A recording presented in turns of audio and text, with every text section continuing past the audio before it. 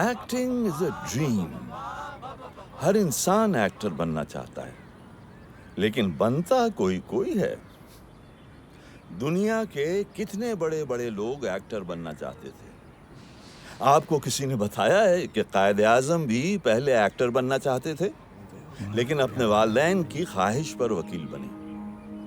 और मजे की बात यह है कि उस दौर के वालिदैन और आज के वालिदैन में कुछ ज्यादा फर्क नहीं है।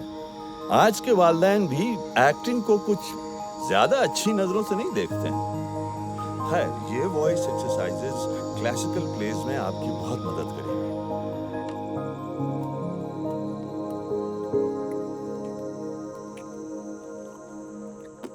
बैठिए।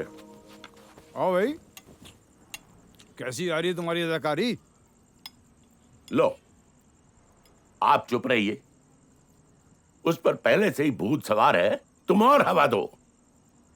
अरे भाईजान, तो इसमें बुराई क्या है? आप पर ही तो क्या है? अब वकील भी तो सारा दिन जज के सामने अदाकारी करते हैं। और काम क्या होता है वकीलों का?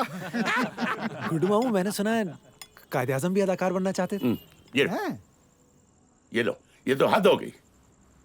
ना तुम ना मैं कायदे आजम को अदाकार बना रहे हैं। अगर वो अदाकार होते तो तुम इस तरह आजाद मुल्क में नहीं बैठे होते, गुलाम होते। किसी अंग्रेज के घर में बाथरूम धो रहे होते। बड़े वकील थे, मुल्क बना गए। बड़े से बड़ा अदाकार क्या कर सकता है? अरे अदाकार की औकात ही क्या होती है? सुना, कायदे आजम ने अपने माँ बाप की सुनी, फरमाबरदार थे वो। तुम्हारी तरह निकम्मे, निखट्टू, नाफरमान नहीं थे।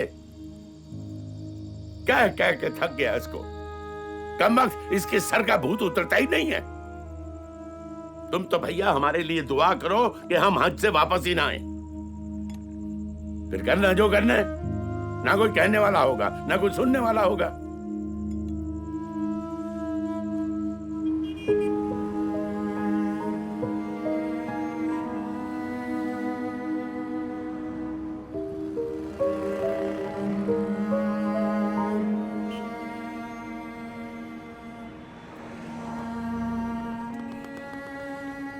अरे तू दिल छोटा मत कर, जानता तो है उससे के तेज है।